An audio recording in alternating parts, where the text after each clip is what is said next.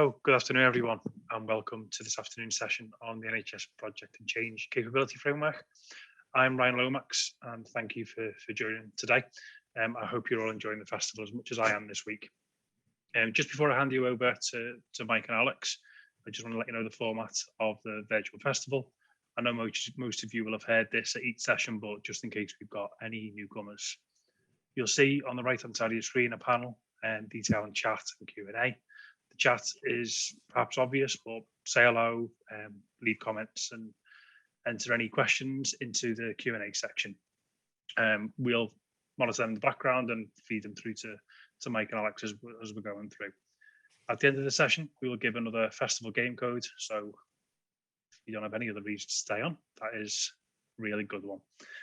Now, to introduce Mike and Alex.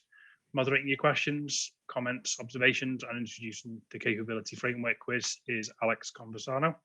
Alex is a senior program officer in the medical and dental recruitment selection team at Health Education England. And Mike Gray has led on the creation of the NHS Project and Change Framework and is supporting key program work streams that are developing the project profession in the NHS, including the apprenticeships framework in project management. So now, my great pleasure to introduce and hand over to Mike Gray.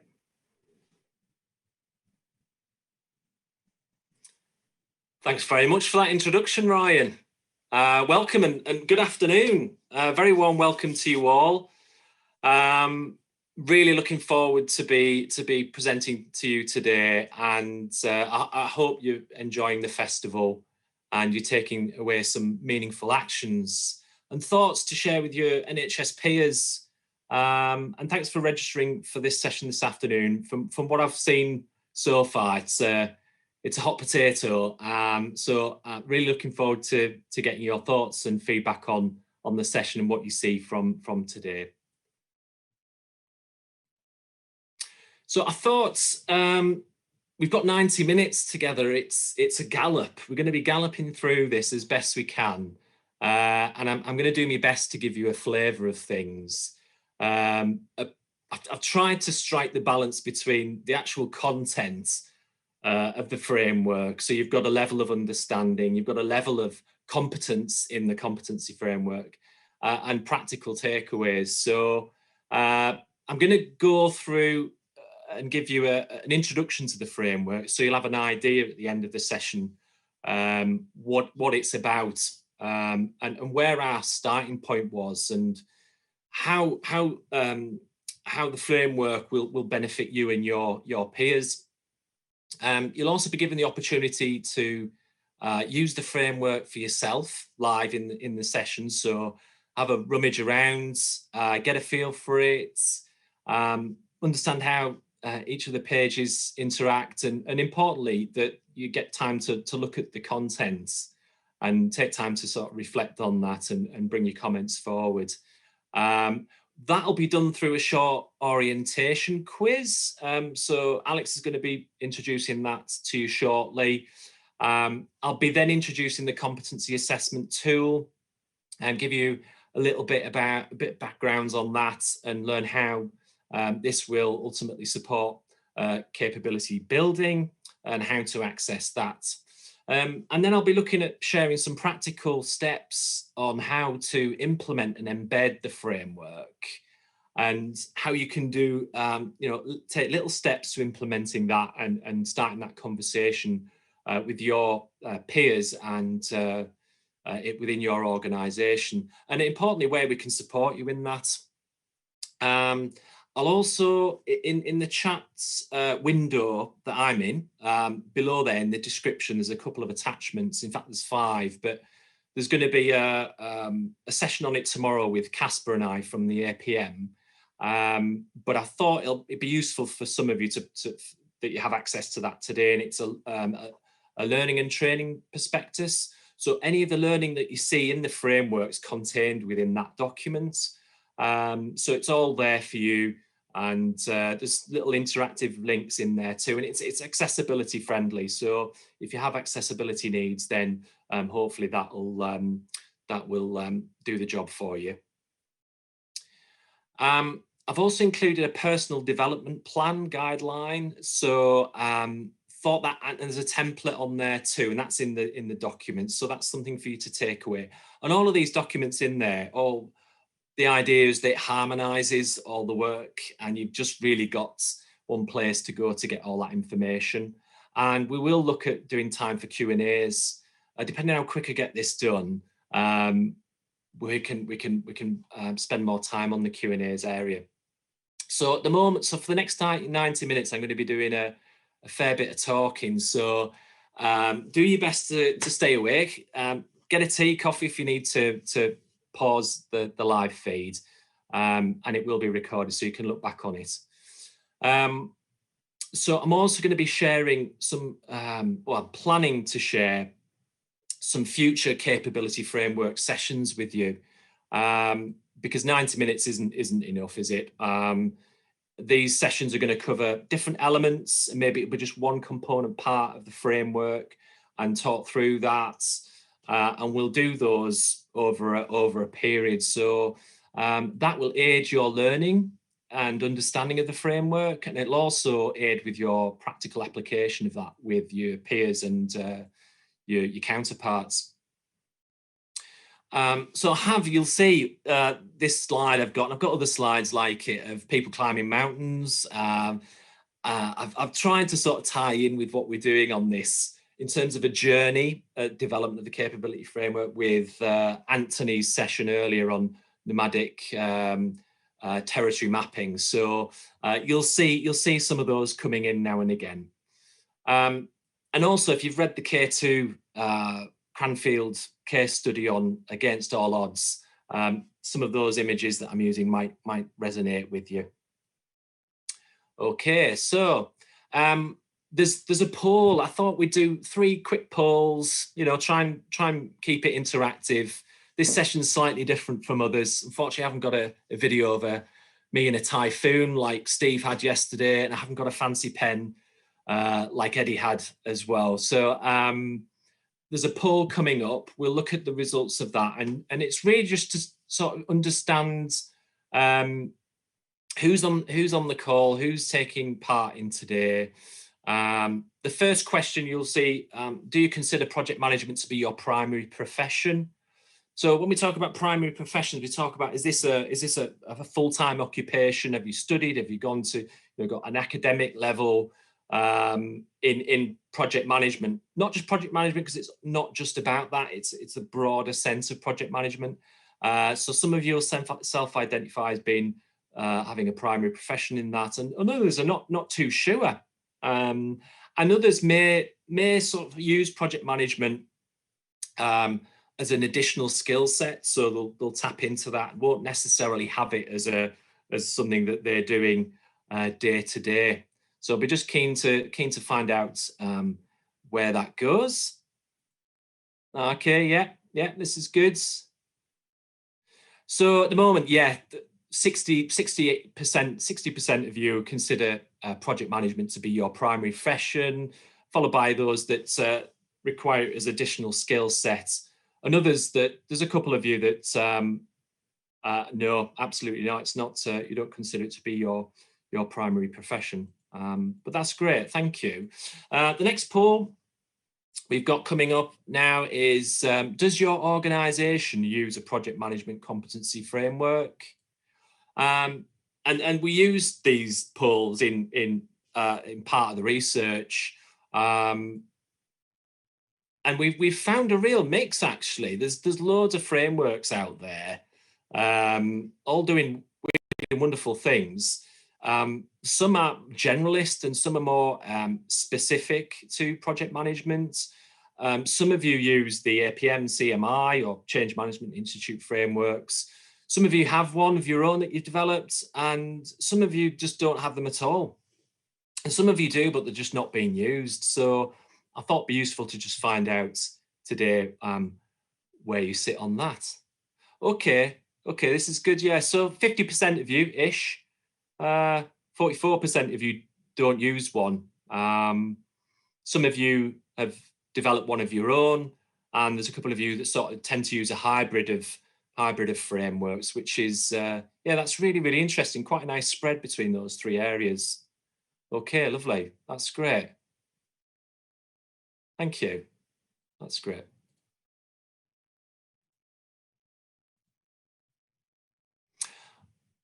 And the final poll we've got, so is our project management related competencies talked about in your organisation? This is an interesting one. We've found a bit of a mix, really. Some are talked about in the canteen. Others are talked about when things go wrong, and some are really done and followed religiously, really, in some areas. So it's depending geographically where you are and which organisation you work for can dictate whether competencies are talked about openly. Let's have a look at that one. Right, excellent. That's great. So if we're looking just shy of 50% of you talk about project management related competencies. That's really interesting. It'd be interesting to know whether actually competencies are being talked about more frequently and more regularly. Now we've been in a global pandemic for the last 12 months. On occasion, okay, yeah, that's nice, excellent. Okay, smashing. Thanks so much for taking part in that. It really gives me a feel for the types of people we've got on the call and potentially what the types of questions that might be coming up later. So the NHS Project and Change Capability Framework, it kind of represents 18 months of work from a lot of people across our NHS. And I wanted to take a moment to thank everyone for helping out at this point, for everyone's involvement, contribution, input. It's been a great team effort, especially given the last 12 months. It's been difficult both professionally and personally in our lives. I wanted to give you a bit of a sense for where we are on this journey, and I used a picture. I think that's K2, might be Everest, but I think it's K2. But we do know that conservatively, there's about 10,000 people in our NHS engaging in projects, and some of you may have been involved in the workforce planning data network that came on earlier this week. So we've started to look at what that data means, and that's going to inform some of our engagement to underrepresented groups. So we're becoming more inclusive in our profession in the NHS. So and that as that work stream matures, we're likely to see more data that can inform the way we do things. There are 9 work streams in the NHS Project Profession Programme, of which the development and implementation and embedding of the NHS Project and Change Capability Framework is one of them. It's interesting, but all of the planning for the framework was done on Cube. I've been using Cube for about 3 years. And this project started off almost like a quest. So we knew what we wanted, but we didn't know how to get there. So once we'd put some definition around the scope of the project, we started to build up people's commitments. We started to look at people's options and setting realistic limits and doing some prototyping. The project eventually turned into a painting by numbers. And we have actually included the Cube project types in the framework as a reference point. So where was our starting point? We did a lot of market research. What were our options? Could we just go out and buy a framework off the shelf? Could it provide some basic functionality? But in the NHS, what we are good at is looking at around us and what else is there and available.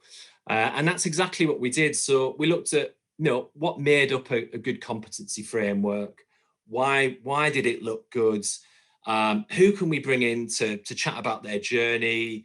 And what lessons can we draw from that? And that's always a good place to start. And at that point, the Project Delivery Capability Framework, or the PDCF, as it's known, that Fiona talked about earlier in the week, which describes the capabilities and learning for government across their project delivery professions, was launched in 2017. And that forms the foundation for the IPA mandate to build capability across government. And Fiona spoke about that on Tuesday. So we looked at that. We got Mark Sutherland and Tony Segal, who worked for the IPA at that time and led on the development of that framework, to come in and share some insights with a working group, which was at that point was maybe 20, 25 people from across different parts of the NHS. And we all met in a room, which was quite strange. We're not doing that anymore, but in a real room with real tea and coffee. It was quite something. But Mark and Tony, shared what they did and how they did it, and that was really insightful. We gave loads of consideration to other NHS frameworks already existed, so NHS Digital, BSA, NHSEI. And other trust competencies. So we had a real look through. Everyone was really happy to share what they'd done. Some of them came in Excel documents, some came in Word. It was quite interesting to see how the information was presented quite differently. So that was a consideration we give. We also looked at traditional project-related industries as well. So we looked at the nuclear industry. Obviously, we've launched our apprenticeships today, but that was another starting point for our apprenticeships with the nuclear sector, because they do it really well. We looked at Highways England, we looked at DWP. So it was really just to get a real blend of what's out there, who's using what. We also looked at some professional accredited frameworks. So we carried out a mapping exercise against 5 accredited frameworks. So that was the APM, Change Management Institute, the CIPD framework, and the CPDF framework. And we also engaged with a change management consultancy at that time to carry out and support the research, explore the similarities and differences that across those behavioural, leadership and technical domains. And we started to look at designing prototyping and started to capture continuous feedback from people using straw men and wireframeworks to build that up. So I think at that point, we were looking at really to simplify some of the different competency types. So technical, leadership and behavioural, as these domains are quite intrinsically linked. That initial research helped to inform our decision making and the competency archetypes that would go into it. And we would constantly revisit those during the entire process. We looked to our community, and we've had various things mentioned over the festival about joining a community on Knowledge Hub and other places. We really want you to do that, because that was some of our go-betweens to really test out some of the ideas we had on that and start to refine that based on that feedback. And I think at that point we were like, yeah, we really want to align our framework with civil service and modern project delivery. Fiona talked about post-Brexit, post-COVID and net zero and things like that. And that's the way we wanted to go with things.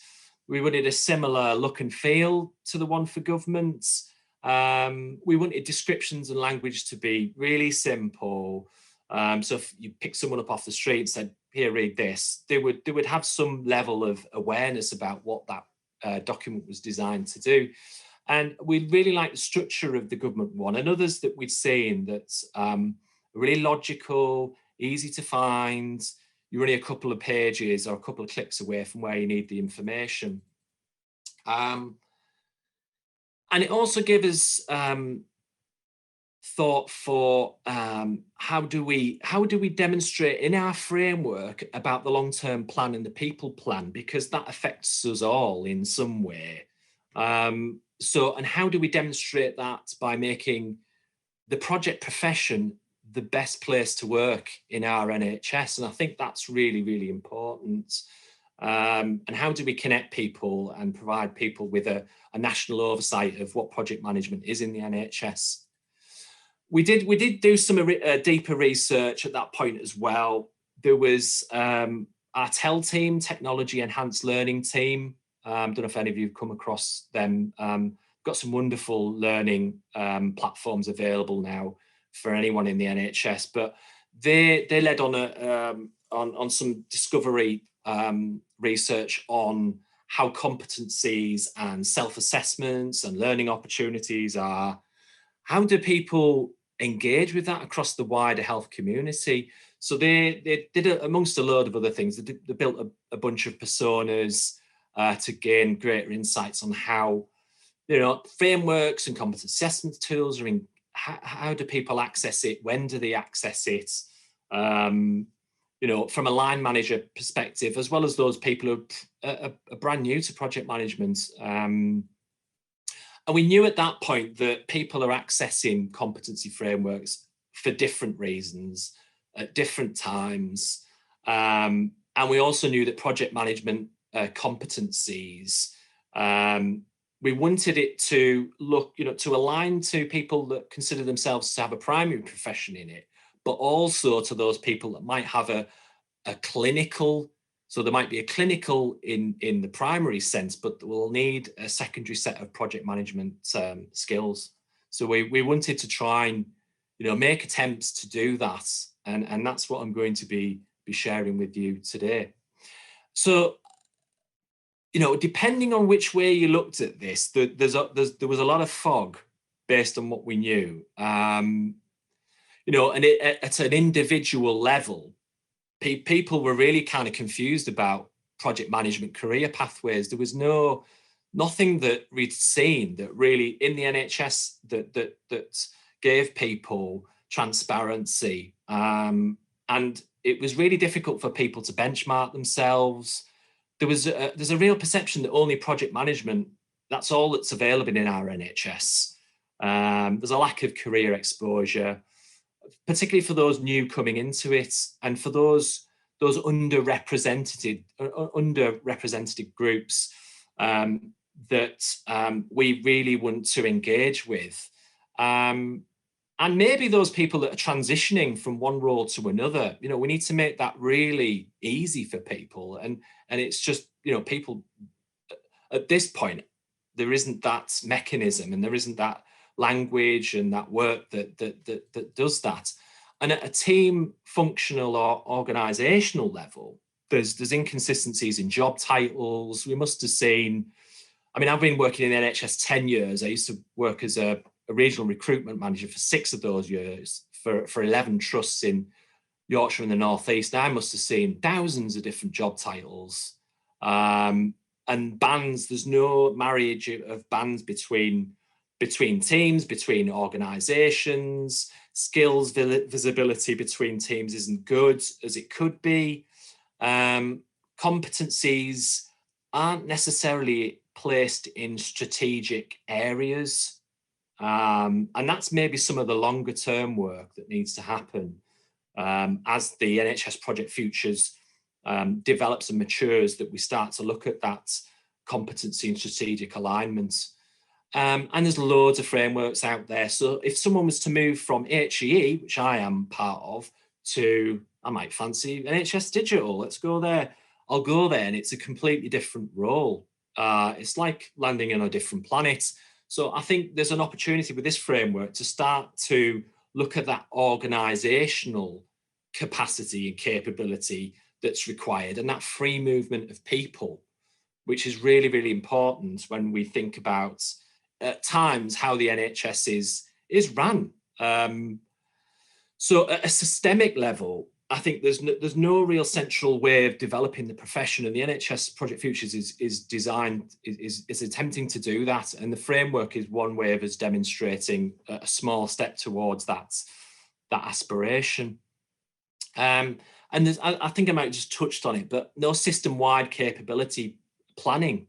So, I've worked in the NHS 10 years, and you see the same faces. That's not a bad thing. But, as soon as, every 3 years organizations make changes, first thing to go is, right, get rid of all these people, 20% of your workforce disappears. And then it's 6 months later, you realize, oh, we could have done with those skills. Where's such and such gone? Oh, he left. He was, so actually part of this process and the systemic process is about that free movement of skills, and really making some informed choices, not just for the individual or the organization, but at a systemic level. So I think part of this process is about clarity. There's still a fair bit of fog to clear, but there's a real opportunity to shine a light on the project profession in our NHS through the framework. There's clarity of pathways and professions, so really giving people breadth and depth of roles. It's not just project management, there's a whole other world out there. And really just providing some visibility. As well as that, there's clarity on individuals about having access to well-defined competencies that link to their role categories. So they're really clear on what's expected. And people I've spoke to on the development of this are really a little fuzzy about what role they do, even if the job title says one thing. 9 times out of 10, they're doing a blend of a lot of roles. So it's really just sort of to knuckle down on those kind of areas, and it encourages. The framework's going to encourage a growth mindset, and I know that's been talked about during the festival, but there's a real opportunity to do that, and it supports a learning culture across integrated areas, and that's really important too. And it does kickstart those lifelong learning mentality, and that encouragement of self-directed learning into new areas. And the individual's going to feel valued for what they do, whether that's in their primary or secondary skill sets, and the wider capability and capacity. So that free movement of people, rapid deployment of skills where it's needed in real priority areas. This will facilitate and enable those decisions. And we can improve on collective capability and be really clear about expected job performance. So that's really important. And this process is to harmonize those things. It can pinpoint organizational strengths and gaps. It can support accelerated capability and capacity development within the system, and it can future-proof our profession. There's this. I think there's been a few occasions this week about growing your own talents and making that profession accessible to a diverse range of people, which is representative of our NHS. And there's going to be a point where we'll the way we attract people, the way we retain our knowledge as a profession, will start to be more sustainable. And provide that sustainable change to the wider system. And finally, it's about creating meaningful value to the system. I think that was talked about again this week, but I do completely agree with that. So I'm going to pause there. I'm just going to change screens at this point and actually sort of show you the framework. I've got it open on another page, so do bear with me.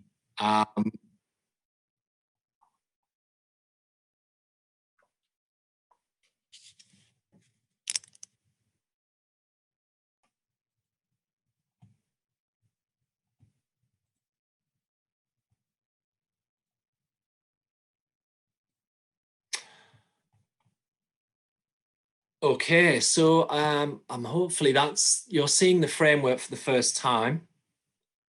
Chris, can you confirm that? Great, thanks, Chris. Yeah, just want to be absolutely sure on that. So this is the landing page. This is the front page people will come onto. It's a PDF, so it can be accessed at any point. on a tablet, phone, laptop, anything like that. So it's really, really easy to access. The colours are, NHS branded, but we've got obviously the NHS Project Futures in there too. It does feel like a really light document at this point, and we're really pleased with it. The second page you come to, there's sort of some main functions at the top here which remain the same. So there's a home page which takes you back to this page here. We've got competencies, which we'll go through shortly. There's career pathways, and there's a development section. We've also got, you can toggle between pages, which we wanted as part of that function too. So if you were to look at these first five key areas, it really sets out who it's for, how to use it. There's some about skills levels, and I'll go into that shortly. Competencies and career pathways.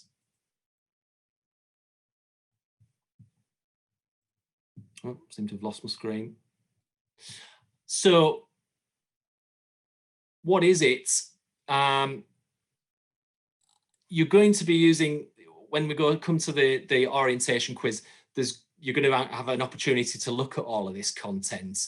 But it gives people a very clear idea on what it is, who it's for, how it links to other professions. We've got one in there around DDAT, the Digital Data and Technology Framework, because there is overlap with that area, and digital readiness into project management. How do people access it? How do they use it? And when do they do this? So it's really clear to people what the document is designed to do.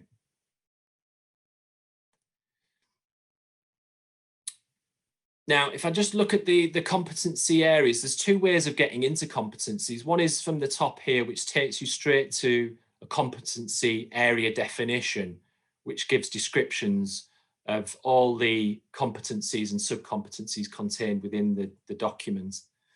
And there's another area of getting into competencies, which takes you to where we are with this framework. So we settled on 9 core competencies, 3 specialist competencies, and within those 12 competency areas, there's a list of 48 sub-competency elements. We've identified 15 project delivery roles and 7 modular careers, as we would describe. So those with a secondary skill set. We've also settled on 5 competency levels. We did look at frameworks that had, the APM's got 27 competencies and a 5 rating scale. The PDCF has got 19 technical and 10 behavioural / leadership competencies, and that has also got 5 levels. There are frameworks out there that have got 3. There's one actually I saw for nurses, which had 8. So but we've settled on 5 because it gives a broad enough range of levels, and for people to make that step change in competency. You'll see there's a definition for each of those according to each of those five indicators. This is the competency model. So you've got the core competency numbers at the left-hand side, the competency core title, and then the sub-competencies within that. This goes over 2 pages, so you've got 9 in total, finishing on leadership, and then you've got your specialist competencies, which there are 3 of: portfolio management, program management, and organizational change management leadership there too. And with this framework, you can click into any of these and it will take you straight to the definition of project planning, the sub-competency description, the behaviour and knowledge indicators, and the descriptions for those. Those are really, really clear from the start. So yeah, you'll have an opportunity to look through those. The career pathways, which you can access in two ways. I'll access it here because it's easier. But this is the list of 15 project professional roles and 7 modular career roles. It's set out across grades 4 to 9 VSM Agenda for Change bands. So you can, it's described here. Click on a role category, click on a blue dot for the specific descriptions. So, and we can do that together now. So I'm a resource and capability manager. You can click on here and it will take you to a really easy to follow description of that role. There is also contained within this project complexity, and we'll cover that in a moment, but you'll see that a resource manager band 6 project complexity will be very low, and as you go up the grades, the level of complexity also goes up, and that's the same across all of the role families.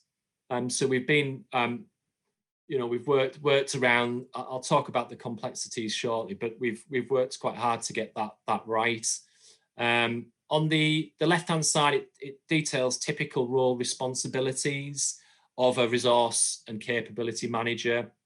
So those are really just sort of the core components that someone in that role would typically do, and the tasks involved. So the further you go up the grades, the more responsibility, accountability, but the more level of involvement is in that task. And that's again reflected in our competency levels for each of those. Towards the bottom of each of the roles, you've got the qualifications or typical qualifications and professional memberships you would expect from someone working in that role. And we've used a blend of qualification types, including those that are mentioned in the CPDF and APM and CMI roles. We've also included our apprenticeship roles in here too. They were launched earlier today, but it's really important that we give people access to project management. And this framework particularly will give people the breadth and depth of roles in project management on all the different grades. So as people are progressing into those different roles, there's a wider range of roles potentially for people to go into. So again, if I go to Resource and Capability Manager, Band 7, this is a breakout of the Band 7 Capability Resourcing Manager role. At the top, you've got the entry routes. So there are 2 entry routes we've identified as part of this, which is one is the project professional route and one is a non-project professional route. And it'll give you a really short summary of, so when you are recruiting or transitioning between roles, it can give you a real clear indication whether that role's appropriate, whether you've got the right background, etc., etc. And here below that, you've got the levels of competencies we've identified in each of the key areas. And that's graded 1 to 5, depending on the level of role that you're working in. So hopefully that's pretty clear to you. But again, you'll have a play very shortly on that. I mentioned earlier about complexity, didn't I? Let me just get that for you. So what we've done with this framework is try to marry up, correlate the role categories with the level of project complexity. And we've used the risk potential assessment to do that.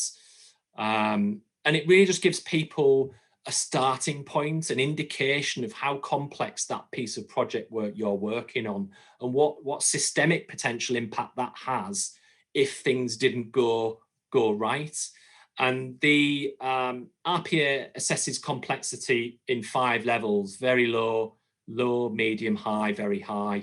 And that is shown in those role categories below each of the Agenda for Change roles. We've included links. So there's a link, if you were to click on there, it would take you straight to the RPA assessment. So we do recommend, as part of that assessment, coming into a new project, that you do that as a matter of course. So it really teases out those levels, and the higher the project complexity, the higher the degree of uncertainty, political sensitivities and technical complexity. So you can have a look at that. Before we go to the orientation quiz, because I'm conscious I perhaps talked a little more than what I should have, we'll go on to one last area, and that's development. So this is a work in progress. We've included various things in here. Project type and project methodology is one, because I think we wanted to acknowledge that there is a correlation between the two, but to give people a broader idea on the types of methodologies appropriate to certain areas. So if you are a nurse and you are delivering a service improvement to awards on how it operates or whatever, you often don't get a budget for doing that, but you need a certain set of project management competencies and to build that foundation of knowledge and knowing which way to go. So we put this in as a way of demonstrating that. We also put in the project's types of change, project complexity in that Eddie talked about earlier in the week. There's some demos in there as well. So hopefully that will be useful to you. We've put in definitions as well: Change Management Institute, CIPD, APM, IPMA, and resource links, and all the accreditations and the wonderful world that is project management. So all these links take to different bits of development. Now, one final area I wanted to cover briefly was skills levels, which Fiona talked about on Tuesday. We've taken a similar view in that we've built skill levels for those as project professionals, and there's 5 of those. And if you're a modular capability skill level, and I would invite you to look at those. I'll just talk briefly about the project professional one, because from the poll, it suggested that most of you self-identify as being project management being your primary profession. We've mapped this according to skill level, starting at aspirant. So those people that are absolutely brand new to this, maybe even haven't thought about doing, carving a career in project management, but coming into this first time, it's their first role in a project. They're working on a project of very low or low complexity, operating at that sort of 3 to 4 level banding, and this is the sort of example of qualifications and accreditations we would hope someone in that role, first 2 years, to start that knowledge process and start to build up their capabilities. And that can be done through the PFQ qualifications, through the e-learning for healthcare modules, which we created, which since 2019 has actually had over 5,000 hits, so it's a good one.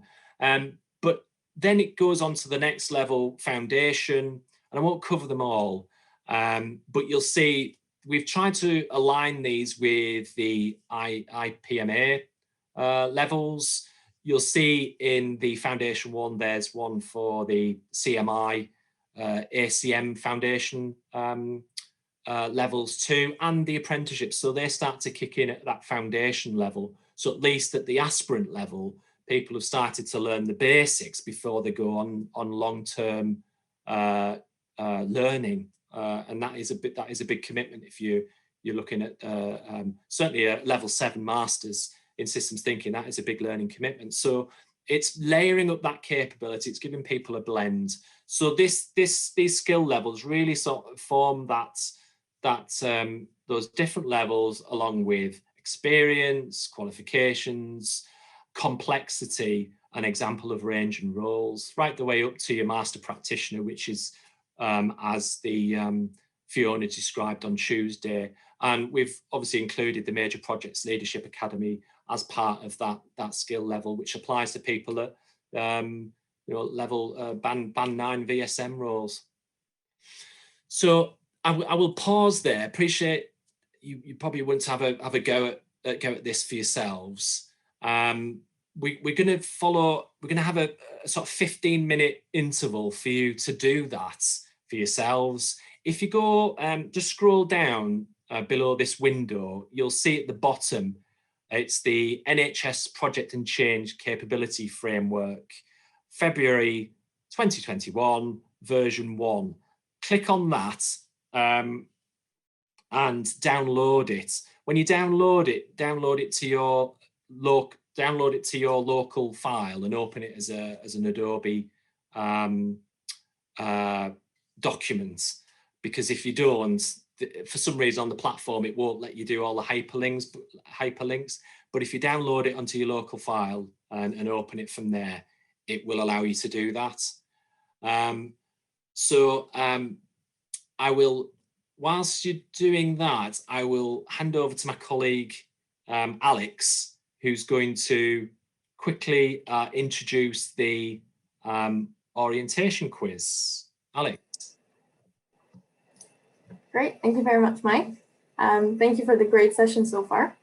And there's been a lot of positive comments, so that's good. And thanks, Ryan, for the introduction.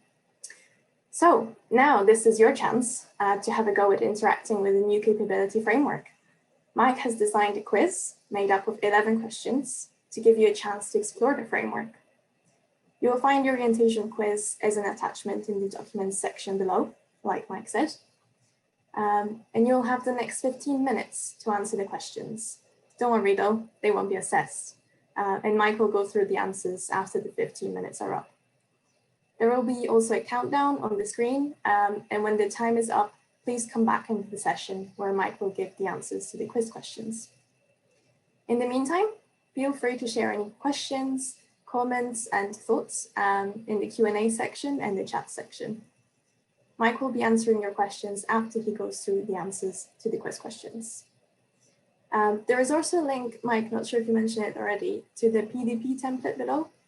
So feel free to take a look at that in conjunction with the capability framework if you'd like to. So without further ado, feel free to start interacting with the framework, and we'll see you here in 15 minutes. Welcome back.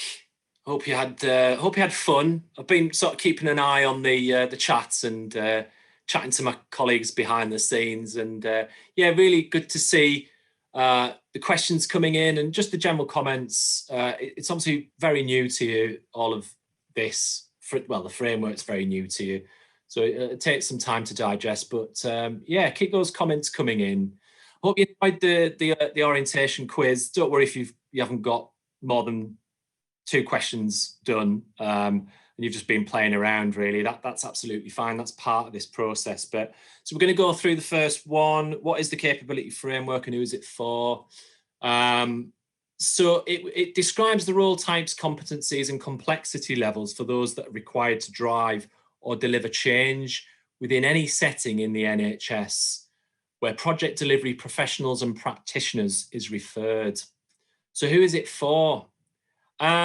It applies to those professionals and aspiring professionals, or those who identify project management competencies as a secondary skill set in addition to a primary profession in another field. So if you got that right, give yourself 50 skill points.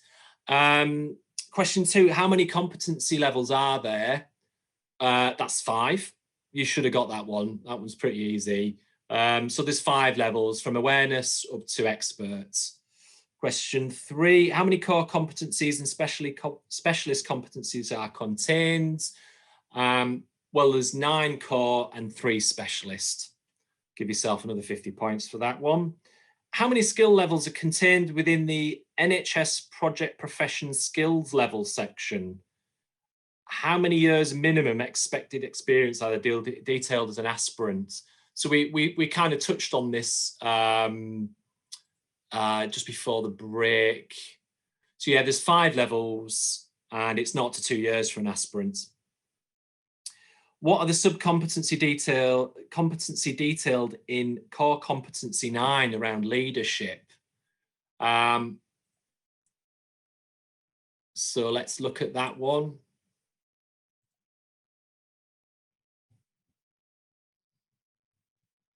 So there's 5 leadership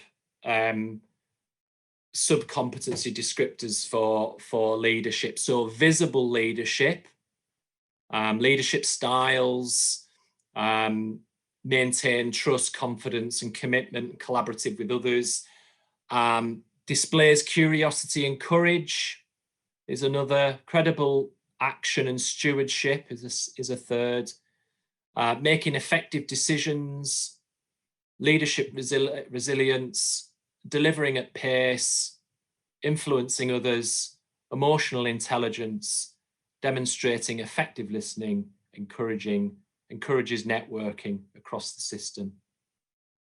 So hopefully you got those. What colour are my socks today? That was a bit of a fun one. They're actually odd socks today, which couldn't find 2 socks that matched. I don't know if anyone else has that problem, but can never find 2 of the same. So one's green and one's blue. So if you've got if you got any of those right, give yourself 100 skill points. Question 7. How many role categories are identified as project professionals in the modular career pathways?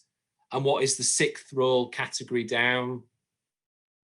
So let's have a look at that.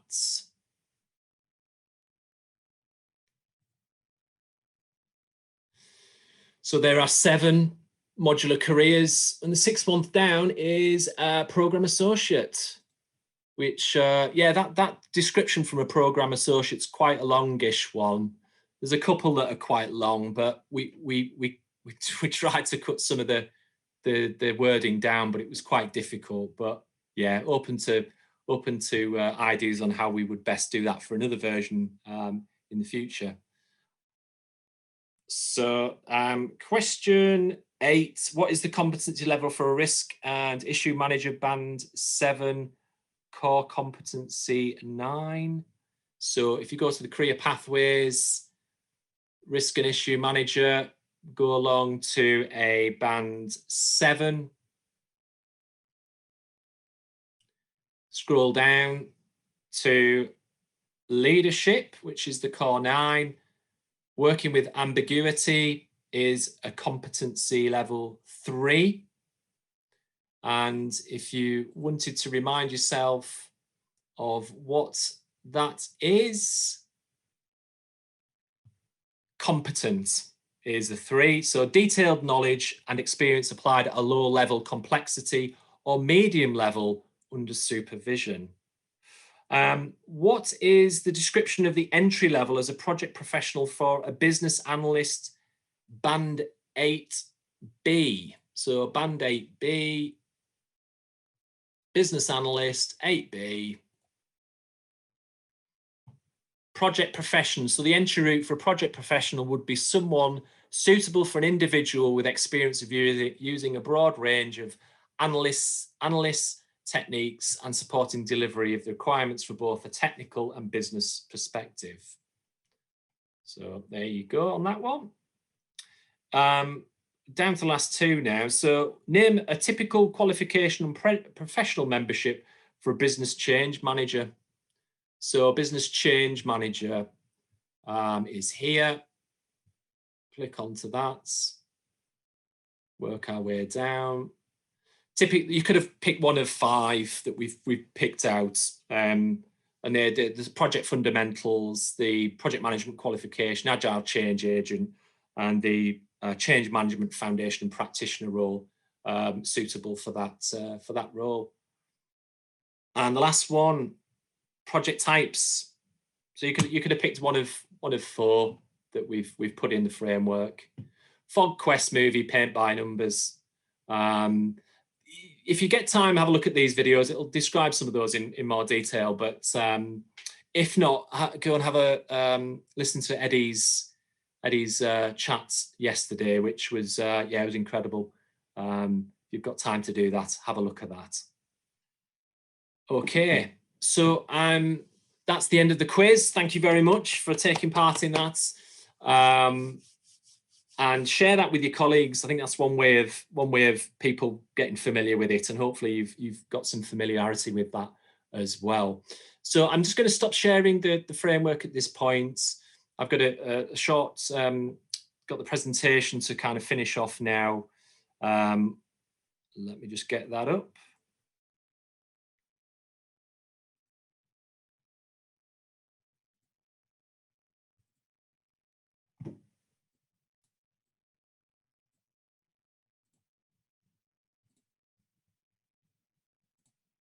So yeah, we've been keeping an eye on the questions coming in, and Alex is going to help go. She's picked out a few for us. So Alex, over to you. It's great. Thank you very much, Mike. We've had a lot of good questions and comments in the chat. Somebody was asking for help from the audience with the questions. Somebody said they could not wear 2 different colored socks, and I'm glad somebody said that because I totally agree. But generally, colleagues agree with you and like the tool, saying that they can see a number of different practical ways of using it, especially also with clinical colleagues, etc. So that's really good. That's good. So over to our first question, which is, who owns the NHS Project and Change Capability Framework? Oh, that's a good question. And there's still some fog around that, actually. The NHS Project Profession Programme, of which the NHS Project Futures sits in, is essentially, it's a 5-year programme. And this is year, if we ignore what happened last year in terms of our ability to do things with obviously COVID impacting everyone's lives, this is year 2. So we've still got a way to go on that. And part of this is to understand where the NHS Project Futures sits within the system. And at the moment, we're not sure. We're not sure. We're looking at various things at the moment, various options, but nothing at this point is actually has been confirmed. So yeah, open to ideas and suggestions on that. If you're familiar with HFMA, which is an association set up for those in finance or procurement in the NHS, you can look them up on Google. Just Google it, and that's where that people go to for advice, for best practice, for information, for all sorts of things. I think that's potentially where NHS Project Futures will go as a professional body, but we're not sure. So I know that doesn't answer your question in some ways, but personally, I don't know the answer to that in full as yet. So, but thanks for your question. We'll keep you updated as best we can on that. So watch this space. Yes. Thanks, Alex. Okay, I think we might have time for one more. Okay. So who assesses these competencies? And is it to be used by ourselves as project managers or to be used by our managers? So I'm going to be introducing the competency assessment tool shortly, and just give you some insight into where we are with that at the moment. But self-assessment, self-reflection, and is really important. So the framework will start that discussion with yourself. Is perhaps the place to start. With your colleagues, with your peers, and I'll talk a little bit about some practical steps you can take to socialise the framework and to start those conversations. Because I don't think we do enough of that self-reflection and self-assessment. So in answer to your question, it applies to both you and your line manager, whoever that may be. And I'll talk a little bit more about the competency assessment tool and how that can help those discussions going forward. But it's a good question, and thanks for that. Great, thank you, Mike. Great. So I'm going to continue with the presentation now, if that's okay, Alex, and we'll pick up at the end for more comments and questions, if that's okay. Yeah. Yeah, lovely. Thanks, Alex. Okay, so I will briefly introduce the competency assessment tool, and I think I maybe mentioned it. Well, I did mention it early on in the presentation around the TEL team and the technology enhanced learning team that have done a lot of sort of research around how people are accessing frameworks and at what point assessment starts. So the competency assessment tool they're developing will marry up with this framework. It's currently been as a trailblazer. It's the Learning Disability and Autism team in HE that are the trailblazers behind this. That's been launched with them officially sort of May time, April, May, and then that's going to be a period of sort of testing that out. So it's likely that that official online tool, which you can assess individual competencies using our framework, using a range of frameworks. So you may have an organizational framework of your own that's unique to you. You can use that and ours and the APM or the CMI, or it will merge those together. So you can do the individual assessments, a team assessment, right the way up to organizational assessments. So it'll identify gaps and strengths and things like that. So that's kind of on its way. We haven't got official timescales for that at the moment, but so it could be into the summer before that officially goes online and is available for us to use. So in the meantime, I've been working on one as a stopgap, really, and that's available in the description below this window, so you can access that anytime. It's a template, so when you get access, when you look at the document, because it's at the bottom of the document, and you can access that on your phone or wherever else, it's a template, and you can use that for self-assessment. And we kind of encourage that you do that assessment with your line manager. He might do one on you, you do one on yourself, you bring those together, and that forms the basis of the conversation. But I think importantly, do this self-assessment, be honest and be open. Nothing to hide. It's not. I think sometimes competency frameworks are seen to be, make people feel exposed. I should be at a 3. Should be at competency 3. Well, actually, those are things we aspire to. So in terms of when you're recruiting someone, you don't expect them to be at a level 3 across the board, because where's the development? Where's the learning? It might be something that they'll grow into in that role over a 2-year period, 2 or 3 year period. But the assessment tool will really start to inform those decisions going forward and make those self-assessments more meaningful. And also looking to aspire to future roles. The competency assessment tool will allow you to do that. So you can then understand what you need to do and where to go to get that support, and what are the routes available for you in terms of training and applied learning, because that's the important thing. How do we apply what we do? Now everything's gone virtual, for example, that requires a different mindset entirely. Yeah, I talked about growth and strengths and aid the sort of professional development, if that's what you want. And we sort of recommend that you do this using the framework and our competency assessment tool a couple of times a year, 2 or 3 times a year. You're refreshing those skills alongside your personal developments, and so you're continuing that development and applied learning and evaluating it at the same time. And it also provides a development plan for those transitioning from one role to another. And for those that are potentially undertaking a long-term learning commitment, like a level 7 systems thinking, which really popular apprenticeship, that one actually, really sort of timely in the world we're in at the moment.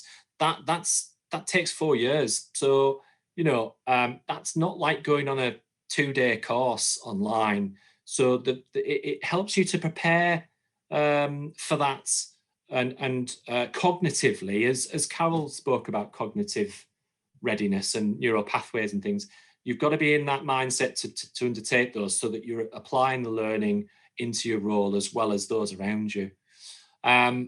So it's in the description. I've also included a personal development plan and guide and templates. And it's kind of a fearless approach to building your capability and capacity within the system. There's an action plan in there. And just to encourage you to be inspirational with your growth and learning. Yeah, so you're keeping yourself motivated and going on that lifelong learning journey, which is what we all need. Because I think it was Alex at the Be More Pirate that said, there's a level of discomfort that comes with learning, and it's about de-fearing that for us. And one way of doing that is through the framework and discussions going forward.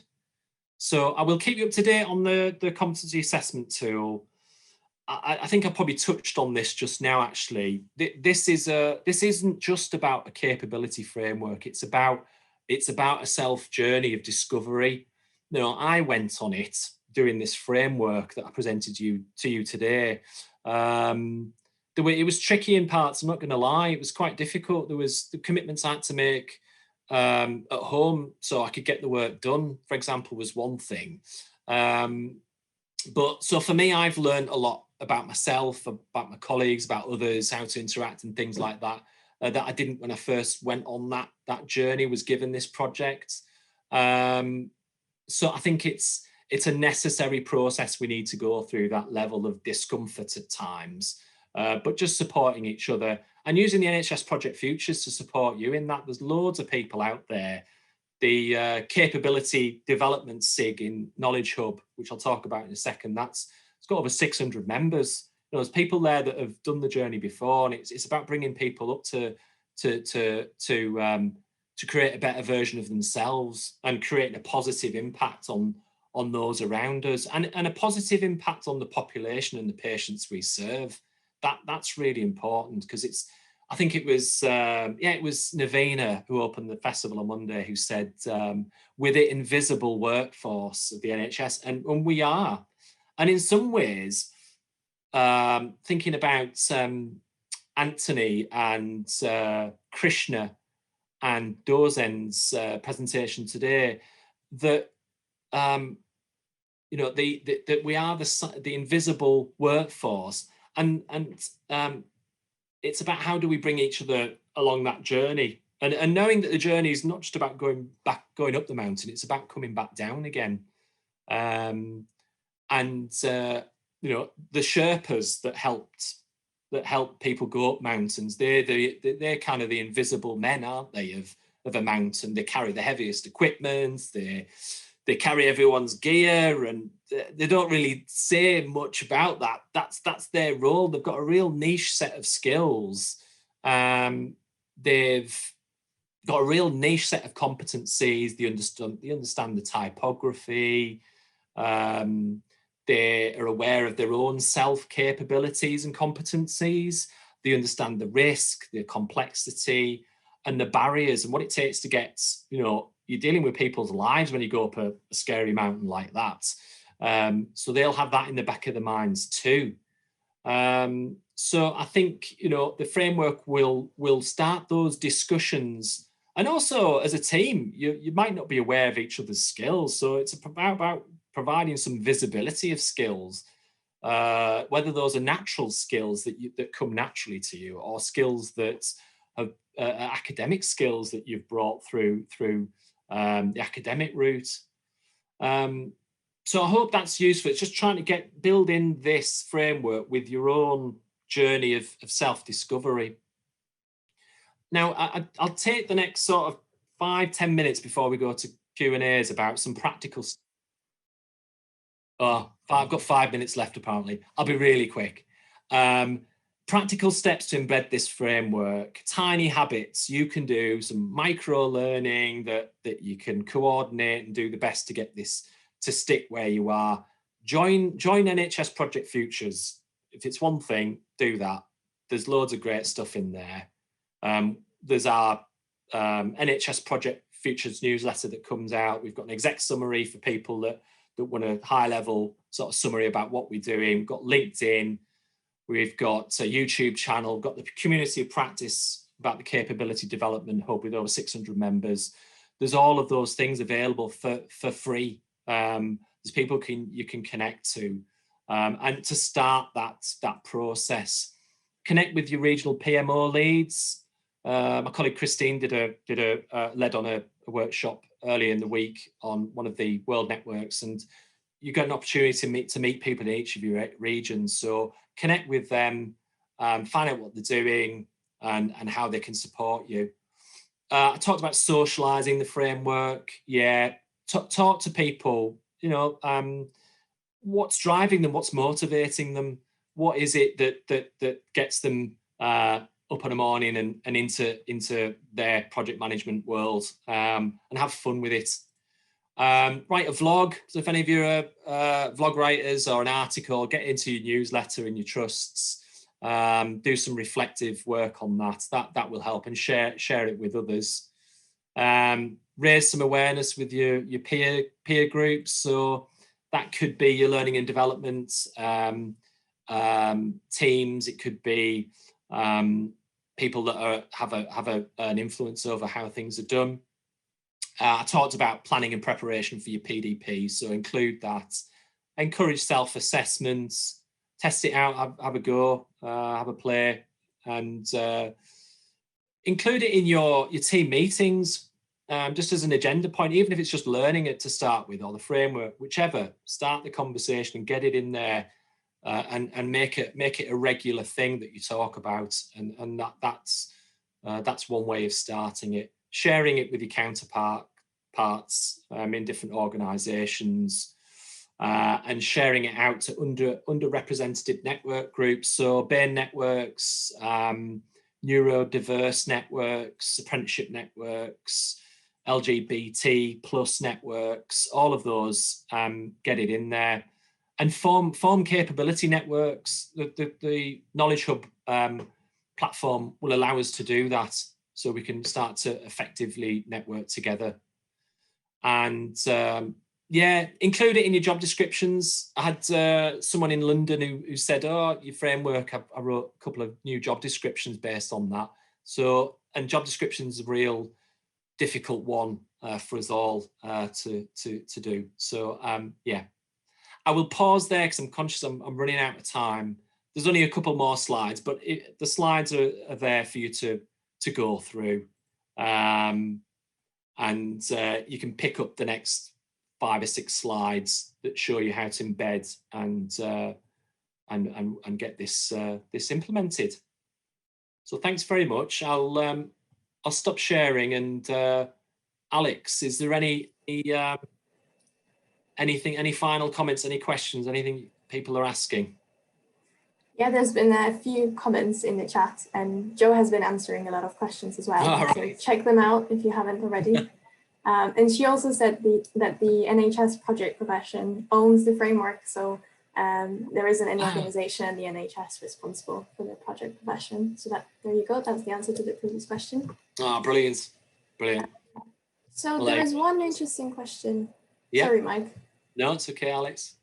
There is one interesting question which asks, do you see a future bank, in inverted commas, of project professionals able to work in response to demand across different NHS organisations? That's a good question. And Joe and I and others have looked at this, because the HMRC, they have a rapid response team that's consisted of apprenticeships, consisted of people all the way through those skill levels that we've described, that go out and are deployed to different areas of the HMRC system. So, and we've looked at that model and we thought, yeah, brilliant, that would be perfect for the NHS. It's just how do we go about that discussion? And part of that is understanding where the skills are. So we can start to look at a rapid response for project management in the NHS. Yeah, absolutely. You know, I think if one thing that COVID has taught us all is that the NHS has done an amazing job at coming together and getting things done. And if we're in this situation again, what lessons have we learned from it, and how could we do things better collectively and cohesively? And one way of doing that is forming a project rapid response team that's deployed out. And yeah, absolutely. I think that's a personal opinion, but I think that's where I'd like it to go. Mike, do we have time for one more? One more. One. Yeah. Do we imagine that we can have consistent job titles or job titles that are aligned to this framework? Yeah, it's a good question. There's still, we've looked at the agenda for change, and it hasn't been updated in like 15 years. Project management like sits under estates management. Oh, you know, so it's really outdated. We did chat to NHS employers a couple of years ago about this, and I don't think the time was right. So we do want to revisit that, and I think there's an opportunity to look at agenda for change and what that means for project management. So there's still a lot of fog around that, but and job titles, yeah, absolutely. You know, there's thousands of job titles out there. I think there's time to, you know, bring some harmonization into that. And I appreciate, you know, there's two trusts where I live in Leeds. There's two trusts like less than 20 minutes drive from each other, but they couldn't be any different in terms of their demand, in terms of how they operate, in terms of project management appetite, scale, structure. Yeah, and that's what makes the NHS unique. So to actually standardize, structure all that will be a massive undertaking. But I think the framework is the step in the right direction to do some of that work. Definitely, and a lot of people agree with you. Right. So this is the end of our time together. So thank you very much, Mike. Everybody's thanking you in the chat as well. They're saying excellent presentation. That's lovely. Thanks. No, pleasure. Invite me to your organisations. Invite me. You know, I want to do this again, and together we can make this happen. Not just the framework, but the whole NHS Project Futures. There's real value in it, but we can only do it with your help. So get involved. Thanks very much. Thank you.